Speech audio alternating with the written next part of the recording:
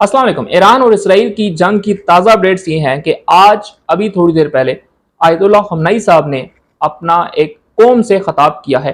आपको वो भी बताऊंगा और उनसे एक फतवा 2003 में जारी हुआ था, वो फतवा भी आपको बताऊंगा कि न्यूक्लियर वेपन्स के बारे में इनका फतवा क्या है। दूसरी तरफ मुझे इसराइल और अमेरिका इस जंग में अकेले होते नजर आ रहे हैं।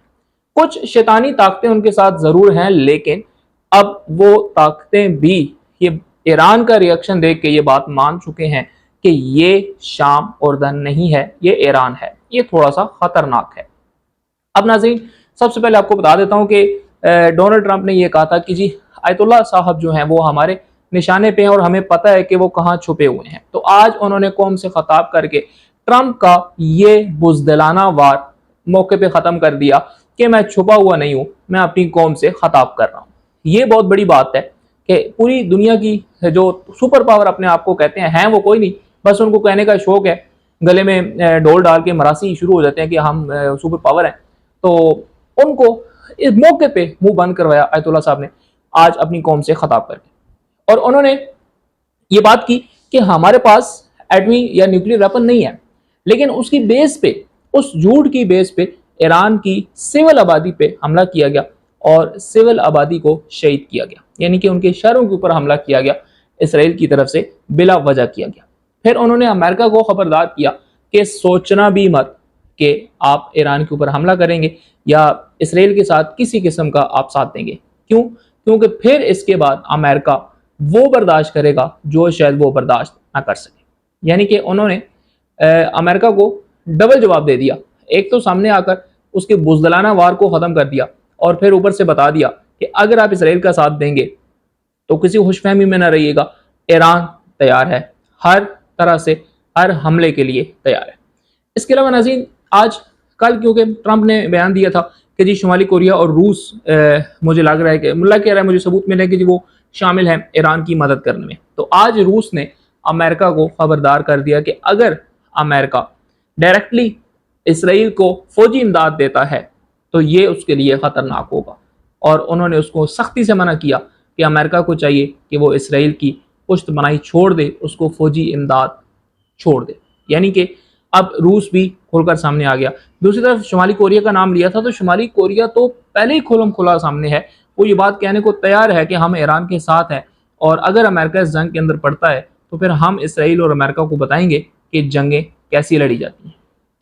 तो मेरे ख्याल में यहाँ पे ये दोनों जो बुजदिल हैं, इसराइल और अमेरिका, ये यहाँ पे इनकी टांगे जो है वो कांपना शुरू हो चुकी हैं।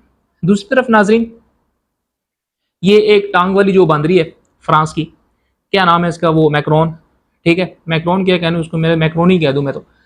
अच्छा, अब इसको पता नहीं कहाँ से अकल आ गई है, यानी शायद वो मिसाइल शिजाइल चले ना, तो थोड़ी सी अकल फ्रांस की तरफ भी चली गई है।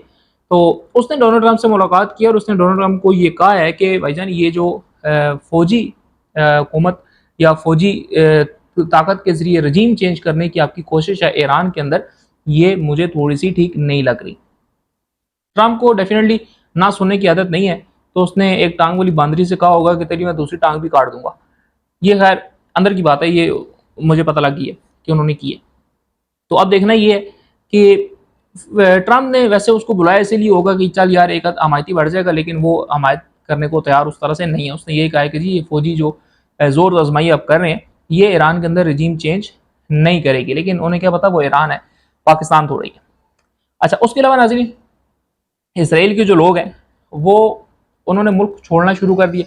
जब उन्होंने अपने हमसाया मुल्क के अंदर जाने की कोशिश की, तो इसराइल ने हर किस्म की जो एयर फ्लाइट थी वो बंद कर दी, ताकि लोग जो है वो मुल्क छोड़ के इस तरह ना जाए। डेफिनेटली बदनामी होगी जब एयरपोर्ट के ऊपर इतनी लंबी लंबी लाइनें होंगी, और इसराइली जब इस तरह से मुल्क छोड़ के जाएंगे तो डेफिनेटली उसकी बेइज्जती होगी कि जी लोग मुल्क छोड़ के जा रहे हैं, तो ये इसराइल की जो हुकूमत है ये उनके साथ नहीं है। डेफिनेटली जब उनके साथ नहीं है तो तभी छोड़ के जा रहे हैं। दूसरी तरफ अमेरिका एक साजिश जो और चल रहा है कि वो किसी ना किसी तरीके से, वो पंजाबी में कहते हैं नीवा नीवा होके, वस्ती एशिया, यानी कि हमारे ईरान, या आप कह लें क्योंकि जंग ईरान के साथ है, तो ईरान के इर्द गिर्द वो अपने कुछ मवाद पहुंचाना शुरू हो चुका है।